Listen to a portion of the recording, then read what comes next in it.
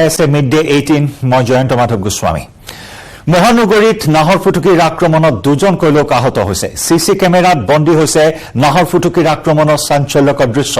নাহৰ ফুটুকীৰ আক্ৰমণৰ পৰা হাৰি নগল কুকুৰো ফটাকিল আমবাৰীত নাহৰ ফুটুকীৰ আক্ৰমণ আঘাতপ্ৰাপ্ত সুমন কুমাৰ সিং আৰু মুনাইৰ দেৱী পুৱা 6:30 বজাত সংঘটিত হয় নাহৰ ফুটুকীৰ আক্ৰমণৰ এই ঘটনাত আঘাতপ্ৰাপ্ত দুয়োকে চিকিৎসালয়ত ভৰ্তি কৰোৱা হৈছে কংক্ৰিটৰ মহানগৰীত পুনৰ নাহৰ ফুটুকীৰ আতংক নাহৰ ফুটুকীৰ ত্ৰাস কংক্ৰিটৰ মহানগৰীত জনাঞ্চলত প্ৰৱেশ কৰি নাহৰ ফুটুকীয়ে চলাই উপদ্ৰৱ আৰু আতংক সিসি কেমেৰাত বন্দী হৈছে নাহৰ ফুটুকীৰ সন্ত্ৰাসৰ এই ভয়ানক ছবি আমি দেখুৱাইছো সিসি কেমেৰাত বন্দী হোৱা এটা দৃশ্য কুকুৰক আক্ৰমণ কৰা চাঞ্চল্যকৰ দৃশ্য বন্দী হৈছে সিসি কেমেৰাত নাহৰ ফুটুকীৰ আক্ৰমণৰ পৰা হাৰি নগল কুকুৰ আৰু এই ঘটনাত কেৱল কুকুৰেই নহয় দুজনকৈ লোক আক্ৰান্ত হৈছে আহত হৈছে নাহৰ ফুটুকীৰ আক্ৰমণত আহত হৈছে ফটাকিল আমবাৰীত সংঘটিত হৈছে এই আক্ৰমণৰ ঘটনা আঘাতপ্ৰাপ্ত দুজন হৈছে সুমন কুমাৰ সিং আৰু মুনাইৰ দেৱী পুৱা প্ৰায় 6:30 বজাত সংঘটিত হৈছে এই ঘটনা নাহৰ ফুটুকী ওলোৱা খবৰ নাহৰ ফুটুকীৰ আক্ৰমণৰ খবৰ ওলোৱাৰ লগে লগে আতংক বিৰাজ কৰে সমগ্ৰ অঞ্চলটোত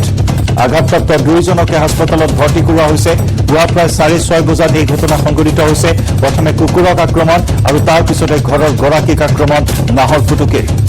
দুজনকৈ লোক আঘাতপ্ৰাপ্ত হৈছে আঘাতপ্ৰাপ্ত দুইজনকে হাস্পতালত ভৰ্তি কৰোৱা হয় আঘাতপ্ৰাপ্ত দুইজনৰ নাম আমি পুনৰ জনাও সুমন কুমাৰ সিং আৰু মুনাই দেৱী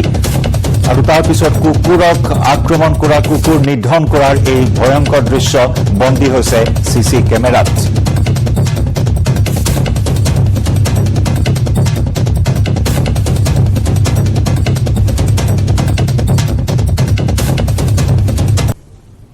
ৰাতিপুৱা মানুহজনী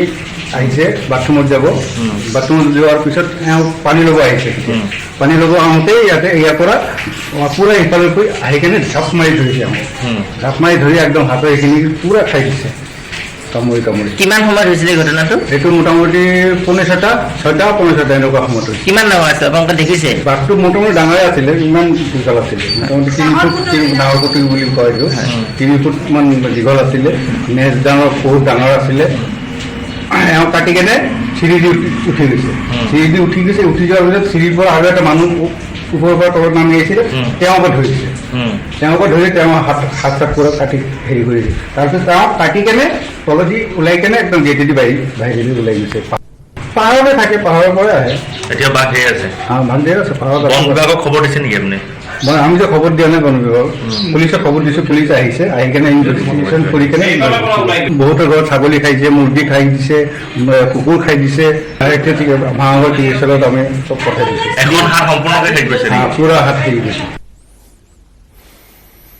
আমি অধিক খবৰ লাভ কৰিবলৈ যোগাযোগ স্থাপন কৰিছো আমাৰ সাংবাদিক ৰাকিবুৰ ৰহমানৰ সৈতে ৰাকিবুৰ যে দৃশ্য আমি টিভিৰ পৰ্দাত এই মুহূৰ্তত দেখিবলৈ পাইছো এটা অট্টালিকাত প্ৰৱেশ কৰিছিল নাহৰ ফুটুকীটোৱে কুকুৰক আক্ৰমণ কৰে দুজনকৈ লোকক আক্ৰমণ কৰে অতি ঘন জনবসতিপূৰ্ণ এটা স্থানত নাহৰ ফুটুকীৰ বিচৰণ নাহৰ ফুটুকীৰ আতংক এই মুহূৰ্তত সবিশেষ জানিব বিচাৰিম বাঘটো ক'ত গ'ল আক্ৰমণ কৰি হয় জয়ন্ত নিশ্চয়কৈ ক'ব লাগিব আজি পুৱা গুৱাহাটী মহানগৰীৰ ফটাকিলৰ জিএছ কলনীত এটা নাহৰ ফুটুকীয়ে এক প্ৰকাৰ ক'ব লাগিব সন্ত্ৰাসৰ সৃষ্টি কৰে আৰু যি দুগৰাকীকৈ লোক এগৰাকী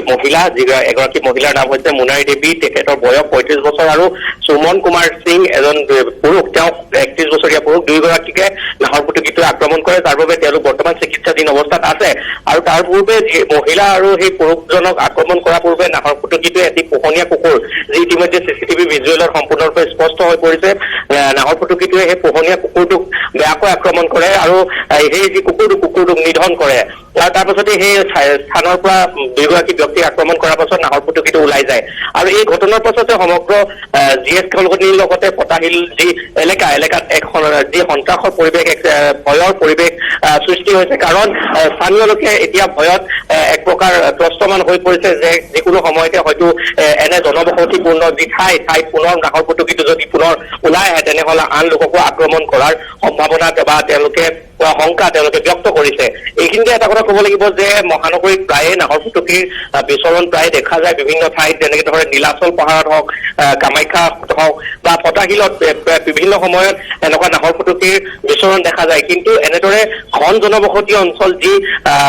GS কলনীৰ দৰে এইখিনি ঠাইত এনেদৰে নাহৰ ফুটুকী ওলোৱা বা আক্ৰমণ কৰাটোৱে সকলোকে বৰ্তমান চিন্তিত কৰি তুলিছে। আৰু দুয়োগৰাকী যি লোক আছে দুয়োগৰাকী বৰ্তমান চিকিৎসাধীন হৈ আছে। আৰু এই সন্দৰ্ভত যি বন বিভাগেও তেওঁলোকৰ যি অভিযান অব্যাহত ৰাখিছে নাহৰ ফুটুকীটো কৰায়ত্ব কৰিব বা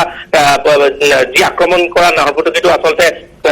পাহাৰলৈ আঁতৰি যাবলৈ এই ক্ষেত্ৰত তেওঁলোকে প্ৰয়োজনীয় যি ব্যৱস্থা বৰ্তমান লোৱা বুলি আমি জানিব পাৰিছো। আঘাতপ্ৰাপ্ত দুজনৰ অৱস্থা বৰ্তমান কেনেকুৱা? দুইজন চিকিৎসাধীন, এগৰাকী মহিলা সহ এজন যুৱক আঘাতপ্ৰাপ্ত হৈছে। অৱস্থা তেওঁলোকৰ কেনেকুৱা বৰ্তমান? সংকটমুক্ত হয় নে নহয়?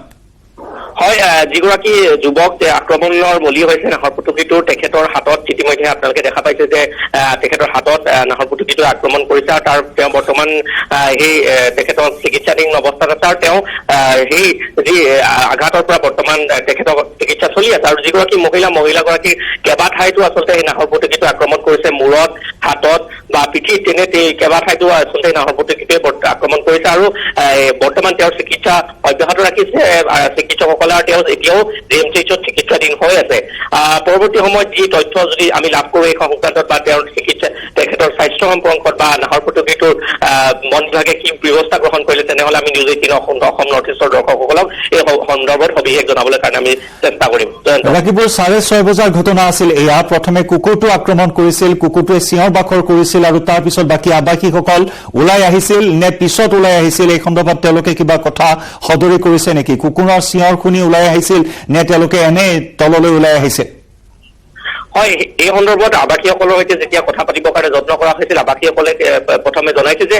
কুকুৰটো যি প্ৰথমে কুকুৰটোক আক্ৰমণ কৰিছিল, আচলতে কুকুৰটোক চিঞৰ বাখৰ কৰাৰ পাছতে এই যি দুগৰাকী মহিলা আৰু যি পুৰুষ তেওঁলোকেও বাহিৰলৈ ওলাই আহিছিল বা তেওঁলোকে সেই ঠাইতে আছিল, ওচৰে পাজৰে আছিল। তাৰপিছত নাহৰ ফুটুকীটোৱে যেতিয়া তেওঁলোকক আক্ৰমণ কৰাৰ পাছতে সেই ঠাইত এক হোৱা পৰিৱেশৰ সৃষ্টি হয়। ফটাশিলৰ GS কলনীৰ এক যি চিঞৰ বাখৰ কৰা পৰিৱেশৰ সৃষ্টি হয় আৰু সকলোৱে চিঞৰ বাখৰ কৰি ওলাই অহাৰ পাছত আচলতে সেই নাহৰ ফুটুকীটোৱে সেই ঠাই ত্যাগ কৰে আৰু অন্য ঠাইলৈ নাহৰ ফুটুকীটো আঁতৰি যায়। ৰাতিপুৱা এই কলনীৰ পৰা পাহাৰ কিমান দূৰত? কাৰণ স্থানীয় আৱাসীসকলে কৈছে যে পাহাৰৰ পৰা নামি আহিছে নাহৰ ফুটুকীটো, গতিকে কিমান দূৰত্ব কিমান?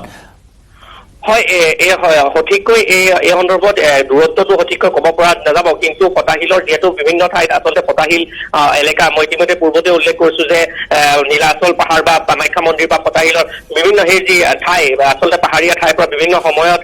ওচৰৰ যি ঠাইলৈ নাহৰ ফুটুকী নামি আহে। কিন্তু ঘন জনবসতিপূৰ্ণ অঞ্চলত বা যেনেধৰণে কোনো কলনীত প্ৰৱেশ কৰা এয়ে প্ৰথম শুনা গৈছে বা এয়ে প্ৰথম ঘটনা। গতিকে পাহাৰৰ কাষৰীয়া অঞ্চল হলেও আচলতে ঘন জনবসতি যি পূৰ্ণ ঠাই, কলনী ইত্যাদি ঠাইত পূৰ্বতে কেতিয়াও এনেদৰে নাহৰ ফুটুকী নামি অহা নাছিল বা তেনেকে ধৰণৰ আক্ৰমণ কৰা নাছিল। ধন্যবাদ ৰাকিব, ধন্যবাদ জনাইছো আপোনাক। অঞ্চলটোত এতিয়া আতংক অব্যাহত আছে, কাৰণ আতংক এইকাৰণে আছে যে বাঘটো হয়তো পুনৰ খাদ্যৰ সন্ধানত এই অঞ্চলটোত ওলাই আহিব। এয়া প্ৰথমবাৰৰ বাবে এনেকুৱা এটা ঘটনা সংঘটিত হৈছে। অত্যন্ত ঘন জনবসতিপূৰ্ণ এটা এলেকা আৰু এই কলনীটোত এনেদৰে বাঘৰ বিচৰণ, বাঘৰ প্ৰৱেশে স্বাভাৱিকতে সকলোকে আতংকিত কৰি তুলিছে। ইতিমধ্যে বন বিভাগেও বাঘটোৰ অভিযান চলোৱা বুলি জানিব পৰা হৈছে। বাঘটোৰ সন্ধান কৰিছে, ক'ত যাব পাৰে, ক'ত বৰ্তমান অৱস্থান কৰিব পাৰে। গতিকে এই বিষয়ত বৰ্তমান তদাৰক কৰা পৰিলক্ষিত হৈছে বন বিভাগে। কিন্তু আতংক এই মুহূৰ্তত অব্যাহত আছে। দুজনকৈ লোক আঘাতপ্ৰাপ্ত হৈছে বাঘৰ আক্ৰমণত। এটা কুকুৰ নিধন কৰি তাতেই ভক্ষণ কৰিছে কুকুৰটো নাহৰ ফুটুকীটোৱে।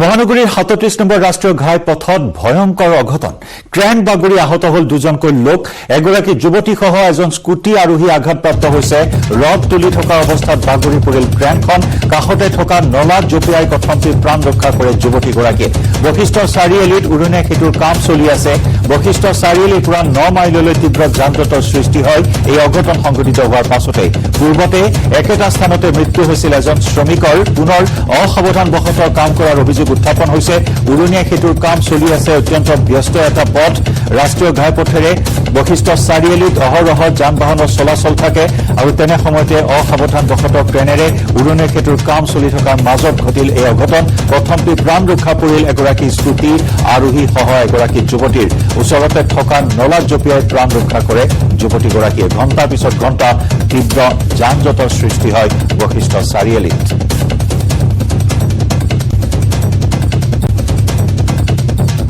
কৰি থাকোঁতে ফগলেনটো কাম কৰি থাকোঁতে আপোনাৰ পটককৈ আপোনাৰ এটা মিছবেলেঞ্চ হ'ল নেকি উল্টি আহিলে অহাৰ পিছত দেখাবলৈ লেবাৰকেইটা চিঞৰাৰ কাৰণে বহুতখিনি মানুহ বাচি গ'ল আজি দুৰ্ঘটনাৰ পৰা কিন্তু এখন স্কুটি আহি আগত পৰি গ'ল ছোৱালীটোৰ অলপ নাকটো গৈছে অকণমান নাকত গৈছে আৰু তেওঁ মানে ভাগ্যশালী গাঁতত পৰি গ'ল সেইকাৰণে মানে দেখিলোঁ এইখিনি আৰু এতিয়া বৰ্তমান ৰাস্তাটো গোটেই ব্লক মানে কি কৰিব এখন এই মস্ত গাড়ীখন গুচাবতো যন্ত্ৰ লাগিব দুজন আছিলে লৈ তেওঁলোকক মেডিকেলত লৈ গৈছে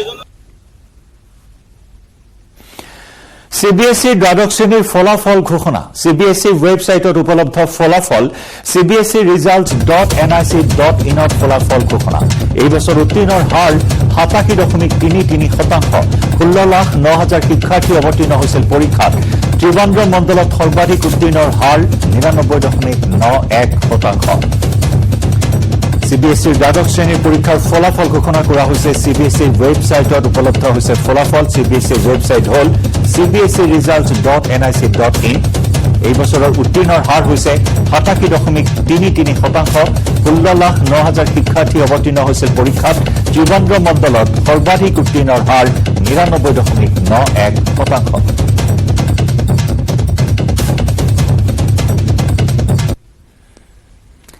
মিডিয়া 18 পৰৱৰ্তী অংশলৈ যোৱাৰ পূৰ্বে সময় হ'ল এটা চমু বাণিজ্যিক বিৰতি কেৱল ষ্ট্ৰং নহয় মাইথান ষ্ট্ৰং মাইথান ষ্টীল নিৰ্মাণৰ মানদণ্ড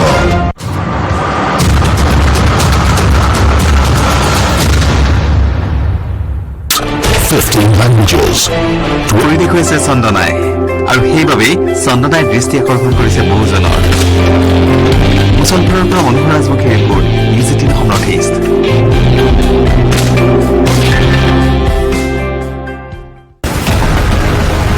গৰ্ভস্থ সন্তানক লৈ মালিকী স্বত্ব দাহ প্ৰথাৰ দৰেই আনৰ গৰ্ভ ব্যৱহাৰ অৰুণাচলত দুৰ্গম অঞ্চলত ভয়ংকৰ কাণ্ড টকাৰ লোভত নিজ সন্তানক বিক্ৰী কৰি দিয়াৰ পৰিণতি ভুগিছে সন্তানেই অৰুণাচলত পণ্য সামগ্ৰীৰ দৰে ব্যৱহাৰ কৰা হয় নাৰীক পিতৃ মাতৃয়ে টকাৰ লোভত বিক্ৰী কৰি দিয়া এগৰাকী কিশোৰীক উদ্ধাৰ কৰিছিল এইগৰাকী মহিলাই বিশ্বনাথৰ বাছ ষ্টেণ্ডত ৰৈ কান্দি আছিল কিশোৰীগৰাকীয়ে মহিলাগৰাকীয়ে পাই লৈ আহিছিল তেজপুৰলৈ কিন্তু গাড়ীত আহি থাকোঁতেই ওলাল উৰহিৰৰ কিশোৰীগৰাকী 4 মাহৰ অন্তঃসত্ত্বা অৰুণাচলত এঘৰ লোকে সৰুৰে পৰা বন কৰা হিচাপে ৰখা কিশোৰীগৰাকীক আন এজন বন কৰা যুৱকৰ সৈতে জোৰ জুলুমকৈ শাৰীৰিক সম্পৰ্ক স্থাপন কৰোৱায় যাৰ পৰিণতিত কিশোৰীগৰাকী অন্তঃসত্ত্বা হয় পৰিয়ালটো সন্তানহীন হোৱাৰ বাবে এই কাৰ্য কৰাইছিল বন কৰা যুৱকৰ হতুৱাই গৰ্ভস্থ সন্তানটি প্ৰসৱ কৰিলেই গৰাকীয়ে লৈ লোৱাৰ কথা জানিব পাৰি কিশোৰীগৰাকী পলাই আহে অৰুণাচলৰ পৰা যেতিয়া তাই গম পালে যে তেওঁৰ গৰ্ভত থকা সন্তানটো মালিকজনে ৰাখিব তেতিয়া তাই মালিকজনক নিদু বুলি কোৱাত মালিকজনে তাইক বহুত অত্যাচাৰ কৰিলে আৰু যেতিয়া ল'ৰাজন পলুৱাই দিলে আৰু তাইৰ সন্তানটো যেতিয়া মালিকজনে অৰুণাচলী মালিকজনে ল'ম বুলি কওঁতে তাই ভয় খাই তাই পলাই গুচি আহিল কিশোৰীগৰাকীয়ে নাজানে পিতৃ মাতৃ ক'ত নাজানে কিশোৰীগৰাকীৰ ঘৰ ক'ত পুলিচে তাই ঘৰ আপোনালোকৰ থ্ৰুৱেদি যদি তাই ফটো চটো দি কিবা কাৰণত তাইক যদি মাক বাপেকৰ এড্ৰেছটো বিচাৰি পায় তেনেহ'লে ভাল কথা এতিয়া কি সন্তান সম্ভৱ তাই পাছত একাংশ মহিলাই কিশোৰীগৰাকীক চমজাই দিয়ে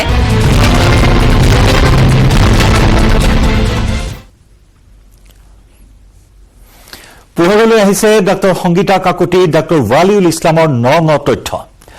আন এটি শিশুকো তুলি ল'ব বিচাৰিছিল চিকিৎসক দম্পতীয়ে তৃতীয়টি সন্তান তুলি লোৱাৰ পৰিকল্পনা কৰিছিল চিকিৎসক দম্পতীয়ে ফাদিল হৈছে চিকিৎসক দম্পতীৰ শেহতীয়া এই চাঞ্চল্যকৰ তথ্য দুটি শিশুক নিৰ্যাতন চলায়ো যেন শান্তি পোৱা নাছিল অভিজাত চিকিৎসক দম্পতীয়ে দুই শিশুৰ ওপৰত অমানসিক অত্যাচাৰ যৌন উৎপীড়ন চলায়ো যেন পেট ভৰা নাছিল দুই চিকিৎসক দম্পতীৰ যাৰ বাবে তৃতীয়টি সন্তান তুলি লৈ মহানুভৱতাৰ পৰিচয় ছচিয়েল মিডিয়াৰ জৰিয়তে দাঙি ধৰাৰ প্ৰয়াস চলাবলৈ পৰিকল্পনা কৰিছিল কিন্তু আৰক্ষীৰ তৎপৰতাত এই পৰিকল্পনা ব্যৰ্থ হ'ল চিকিৎসক দম্পতীৰ কিয় তৃতীয়টি সন্তানক তুলি ল'ব বিচাৰিছিল তাক লৈ এই মুহূৰ্তত সৃষ্টি হৈছে চাঞ্চল্যৰ ইফালে উৎপলা বসু নামৰ ব্যক্তিগত সহায়িকাগৰাকী ডাক্তৰ সংগীতা দত্তৰ ব্যক্তিগত সহায়িকা উৎপলা বসুৰ কিছু সন্ধান আৰক্ষীয়ে লাভ কৰিবলৈ সক্ষম হৈছে মোবাইলৰ লোকেশ্যনৰ সন্ধান লাভ কৰা হৈছে পশ্চিমবংগত আত্মগোপন কৰি আছে উৎপলা বসু আৰক্ষীয়ে লাভ কৰিছে উৎপলাৰ সন্ধান ডাক্তৰ সংগীতা দত্তৰ ব্যক্তিগত সহায়িকা উৎপলা বসু পলাতক হৈ আছে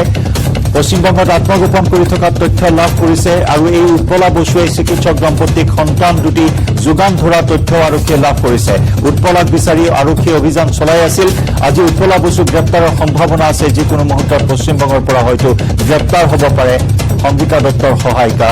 উৎপলা বসু ইফালে আজি আদালতত হাজিৰ কৰা হ'ব শিশু নিৰ্যাতনকাৰী চিকিৎসক ডাক্তৰ সংগীতা দত্তক 5 দিনৰ আৰক্ষীৰ জিম্মাৰ ম্যাদ উকলি যোৱাৰ বাবে আজি পুনৰ সংগীতা দত্তক হাজিৰ কৰা হ'ব আৰক্ষীয়ে পুনৰ জিম্মাত লোৱাৰ সম্ভাৱনা আছে আনহাতে স্বামী ডাক্তৰ ৱালিউল ইছলামক ইতিমধ্যে পুনৰ 5 দিনৰ আৰক্ষীৰ জিম্মাত লৈ জেৰা অব্যাহত ৰাখিছে 5 দিনৰ আৰক্ষীৰ জিম্মাত বিস্ফোৰক তথ্য প্ৰকাশ পাইছে দুই তুলনীয়া শিশুক বৰ্বৰ অত্যাচাৰ চলাইছিল চিকিৎসক দম্পতীয়ে উল্লেখযোগ্য যে শিশু নিৰ্যাতনৰ ঘটনাত এই পৰ্যন্ত 5 জনকৈ লোকক গ্ৰেপ্তাৰ কৰা হৈছে চিকিৎসক দম্পতীৰ লগতে দুই কেয়াৰটেকাৰক গ্ৰেপ্তাৰ কৰা হৈছে লগতে সাংবাদিক অভিজিত বসু যি অভিজিত বসুৱে সংগীতা দত্তৰ ব্যক্তিগত সহায়িকা অভিজিত বসুৰ জ্যেষ্ঠ ভগ্নী ফোনেৰে পলায়ন কৰাত সহায় কৰিছিল আত্মগোপন কৰাত সহায় কৰাৰ অভিযোগ উত্থাপন হৈছিল ফটো সাংবাদিক অভিজিত বসুক আৰক্ষীয়ে আটক কৰি সোধা পোছা কৰে আৰু ইতিমধ্যে আমি জনাইছো উৎপলা বসুৰ সন্ধান লাভ কৰা হৈছে মোবাইল লোকেশ্যনৰ সন্ধান লাভ কৰা অনুসৰি বৰ্তমান পশ্চিমবংগত আত্মগোপন কৰি আছে উৎপলা বসু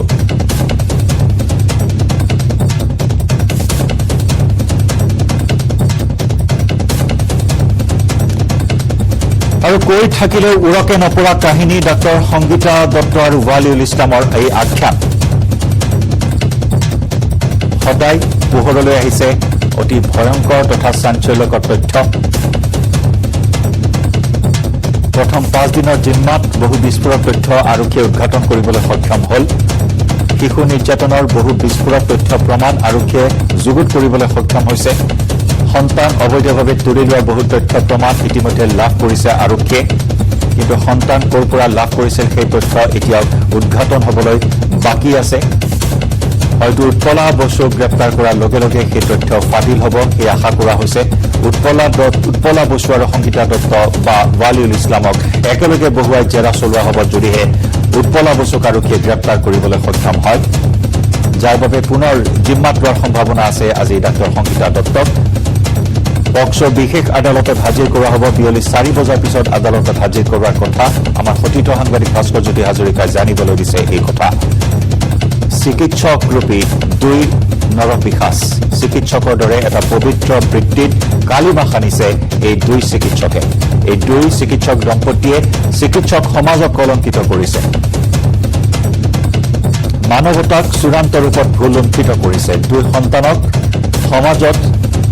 স্বীকৃতি দিছে সন্তান হিচাপে কিন্তু ঘৰত অমানসিক অত্যাচাৰ চলোৱা হৈছে যৌন নিৰ্যাতন চলোৱা হৈছে অভাৱনীয় অকল্পনীয় ঘটনা জিলা শিশু সুৰক্ষা সমিতিৰ অধ্যক্ষগৰাকীয়েও আশ্চৰ্য প্ৰকাশ কৰিছে যে তেওঁ জীৱনকালত এনে ঘৃণনীয় আৰু নিন্দনীয় কাণ্ড দেখা নাছিল দুই শিশু বৰ্তমান জিলা শিশু সুৰক্ষা সমিতিৰ তত্বাৱধানত আছে তেওঁলোকৰ জিম্মাত আছে আৰু তেওঁলোকে প্ৰত্যক্ষ কৰিছে শিশু দুটিৰ দেহত আঘাতৰ চিন শিশু দুটিৰ দেহত এনেকুৱা কোনো অংগ নাই য'ত নেকি আঘাতৰ চিন নাই আঘাতৰ দাগ নাই গতিকে এনেকুৱা নৰপিশাচৰূপী দানৱৰূপী চিকিৎসক দম্পতীৰ কৰ্মকাণ্ডক লৈ প্ৰতিক্ৰিয়াৰ জোৱাৰ অব্যাহত আছে ধিক্কাৰ গৰিহণা দিছে দুখীয়ে যাতে ৰেহাই নাপায় তাৰ বাবে সকলোৱে এই মুহূৰ্তত দাবী উত্থাপন কৰিছে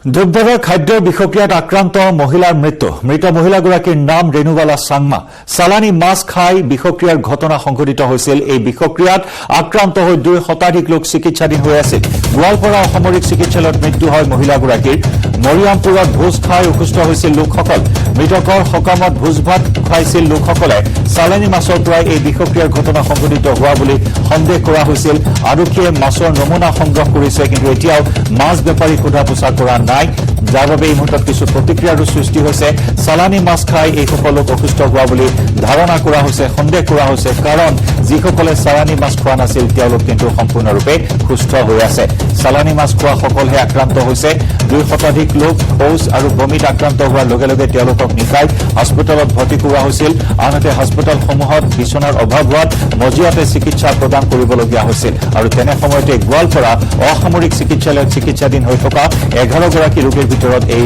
মহিলাগৰাকী ৰেণুবালা চাংমা নামৰ মহিলাগৰাকীৰ মৃত্যু হৈছে 4 জনৰ অৱস্থা সংকটজনক বুলি জানিব পৰা হৈছে গোৱালপাৰা অসামৰিক চিকিৎসালয়ত আইচিইউত বৰ্তমান চিকিৎসা প্ৰদান কৰা হৈছে আক্ৰান্ত সংকটজনক অৱস্থাত আক্ৰান্ত 4 জনক ইয়াৰে এগৰাকীৰ মৃত্যু হৈছে ইতিমধ্যে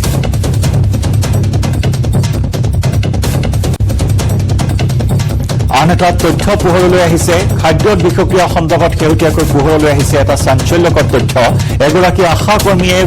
প্ৰকাশ কৰিছে এই তথ্য যি মাছ খাই ডুবধৰাৰ মৰিয়ামপুৰত 200ৰো অধিক লোক বিষক্ৰিয়াত আক্ৰান্ত হৈছিল সেই মাছ আহিছিল বৰপেটাৰ পৰা অহা মাছতো মিহলি কৰা হয় নেকি কিবা দ্ৰব্য সেই কথাও এতিয়া মানুহে চিন্তা কৰিছে আৰক্ষীয়ে যিহেতু মাছৰ নমুনা সংগ্ৰহ কৰিছে আৰু মাছ বেপাৰীগৰাকীক যদি আৰক্ষীয়ে সোধা পোছা কৰে তেতিয়া পোহৰলৈ আহিব সকলো কথা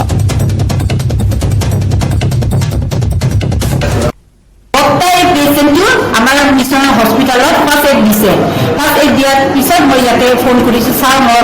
মোৰ গাঁৱৰ এনেকৈ হৈছে তাৰপিছত আমাক এম্বুলেঞ্চ লাগিব 108 মাতিলে মোক ফাৰ্ষ্ট 108 মাতাৰ পিছত কি কৈছে এতিয়া হাৰিয়ানাতে লাগিছে হিন্দীতে কৈছে ফিছ বাছৰ পৰা ঘৰৰ মানুহ কৈছে মাছে ফ্ৰাই কৰি কিনি থৈ আছে এতিয়া তাহাঁত এই মাছটো মাছ বেপাৰী কৈছে আমাৰ তাতে ইমান মাছ নাই মই বৰপেটা পৰা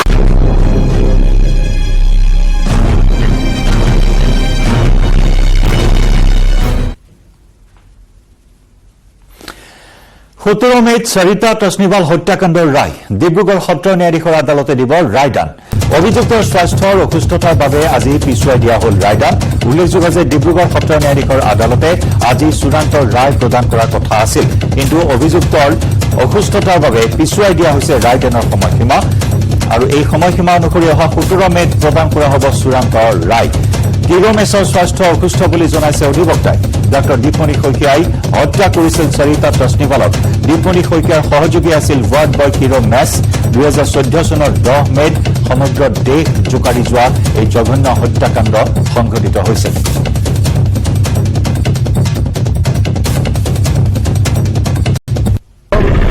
আজি ডেটটো জাজমেণ্টৰ কাৰণে আছিলে কিন্তু একিউজ খিলনেছ এবচেণ্ট আছিলে তেওঁ অসুস্থ সেইকাৰণে আজি জাজমেণ্ট দিব নোৱাৰিলে অহা 17 মে' ফিক্স কৰিছে জাজমেণ্টৰ কাৰণে তো আমি আশাবাদী যে ন্যায়ালয়ৰ পৰা তেওঁলোকে ন্যায় পাব সেইটোৱে সময়ত ক'ব কি ফলাফল আহে কিন্তু আমি আশাবাদী যে ন্যায় পাব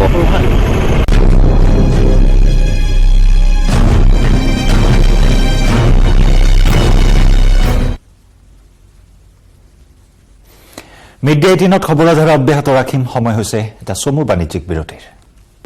কেৱল ষ্ট্ৰং নহয়